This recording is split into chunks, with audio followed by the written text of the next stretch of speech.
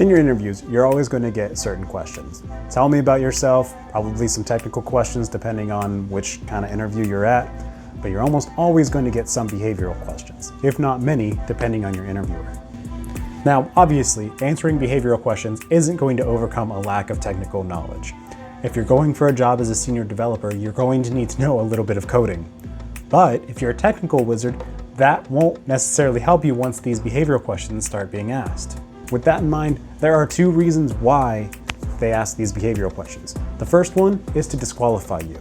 There are many applicants, they want to know if they can get rid of you right off the bat. And the second one is to see if they like you, right? To see who you are as a person rather than just an applicant. They have your resume. They want to know who you are as a person. You could argue that the whole reason for asking these interview questions is to gauge the competence of the person being interviewed. And that's fair. That's true to an extent. That's part of these questions. But that's not the way that you should be answering the questions. The way that you should view these questions is that if you answer great, then you're just sticking around long enough to show them that you are the right person for the job. If you answer horribly, well then that's gonna sink you, okay? So you need to be answering these questions just to get by and hopefully stick around long enough to show them that you are in fact the best applicant. Now, keep in mind, people would rather hire an applicant who they actually like, who might not be a superstar, rather than hire some technical guru who'd be a pain in the ass to work with. With that in mind, we're going to talk about a method of answering these questions that will give you the best opportunity to impress your interviewers and give you an opportunity to show that you are in fact the best applicant for the job. All right, so let's get into it. The method of answering questions that we're going to be talking about today is the S.T.A.R method. Okay, you might have heard about the S.T.A.R method because it's the framework for answering questions that have been around for a long time. S.T.A.R, standing for situation, task, action, and result, is the way that we're going to be viewing and formulating our interview question responses.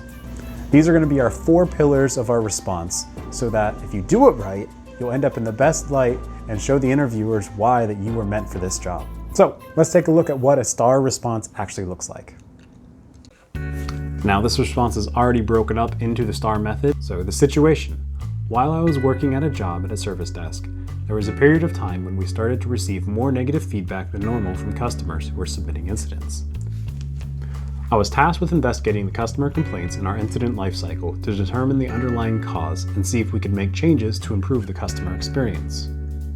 I reviewed some of the feedback and noticed that most of the negative comments were focused around the time it takes to resolve our incidents. I added a few more checkpoints to our incident process where the technician would reach out to the customer and provide a daily update on the incident status. I found that customers were much more understanding when they knew we were working on their incident. I noticed a considerable improvement in customer feedback over the next few months of implementing my new policy. Now that you've got an idea of what a S.T.A.R response looks and sounds like, let's go ahead and start going into some detail on each of the 4 sections, starting with situation. So, what is a situation? Well, situation is the setup, right? You're setting the scene. You're letting the interviewer know the scenario that you were in that led to your actions and led to you doing something amazing. Now, notice how I said set up a scene for a situation that you were in. We're never going to be talking hypotheticals here. Everyone should have a personal or professional experience that meets any of these questions, but if you don't, that's okay. At the end of the day, they just want to know that you understand how to deal with these scenarios. And the way that we're going to do that is to show them that you know how to do it with a story, by showing them that's something that you have already done in the past, not something that you might do in the future, theoretically, if you get the job, right? So we're going to show them that you know how to do it by telling them a story, not just telling them what they want to hear. So how are we going to set up our situation? Well, the situation is really there just as a setup for your task, action, and result. We're only going to give them what they need to know as context so that they can understand the rest of the story. You're not getting points for setting up a good scenario. You're getting points for the actions that you took and the results. If you can, try to let the interviewer know why the scenario was an important scenario, not just a day-to-day occurrence that happens. If you can quantify this, even better. Next up, task. So the task is what was asked of you or what you were trying to accomplish. Depending on the question, this can take a few forms. In the example given, there was a specific task that was asked to be accomplished. So sometimes it's pretty straightforward, but sometimes it's going to be a little bit tricky to separate from the scenario. These are going to be times when something wasn't explicitly asked, but you still had something that you were trying to accomplish. Let's take a look at a different example. I had just started working a new job, and during the first week, I felt like one of my new coworkers was going out of his way to be aggressive and hostile towards me. I knew that I needed to de-escalate the situation and start a dialogue with the team member because good communication is the most important thing on a team, and I really didn't want to start off on the wrong foot. I set up a one-on-one meeting with the coworker to figure out what was going on. After bringing up my concerns, the coworker apologized and hadn't realized how their language was coming across and that the hostility was unintentional. After the meeting, I noticed a change in how my coworker would speak to me, and I felt like this really improved our communication and collaboration when we worked together on projects moving forward. In this scenario, the task was more so what I was trying to accomplish and the importance of that outcome. This is as opposed to a task that was directly given to me by my supervisor, which is what we saw in the first example. This brings us to action. Now this one is the most straightforward out of them. What steps did you take to accomplish the task? In the example we just talked about, the action was that we set up a one-on-one meeting with our coworker.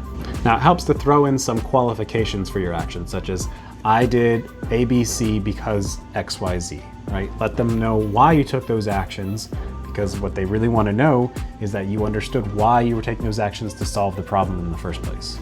Finally, we've got results. This one is also very straightforward. What were the results of your actions? Hopefully it goes without saying, but try to stay positive here. Yes, we know we grow from our failures, and in general, that's a good life philosophy. That's not what we're doing here, okay? Now, there are some situations where they might ask a question like, tell me about a time when you messed up or you failed, or you would try to accomplish something and you didn't. And how did you recover from that? Okay, so like that's a situation where you wanna show that you learned from your mistakes. Okay, but most of the time, you want to show that you are competent and that you knew what actions to take, you had a plan, and when you took your actions, they led to the plan that you wanted them to, right? They led to the outcome that was positive, okay? That's what we want to stick to 90% of the time. So, just to recap, the STAR method of answering questions stands for situation, task, action, and result. The STAR methodology for answering these questions is best utilized for behavioral questions. They're best used when they ask you, tell me about a time when you did X, Y, and Z. When you're trying to tell a story or give an example of something that happened in the past, the STAR methodology is the best way to go. And it's the best way to put you in a good light for the interviewers so that you can show them that you're the best candidate for the job. If you're interested in learning more about how to up your interview game, check out some of my other videos, and if you have any questions, just leave a comment in the video below.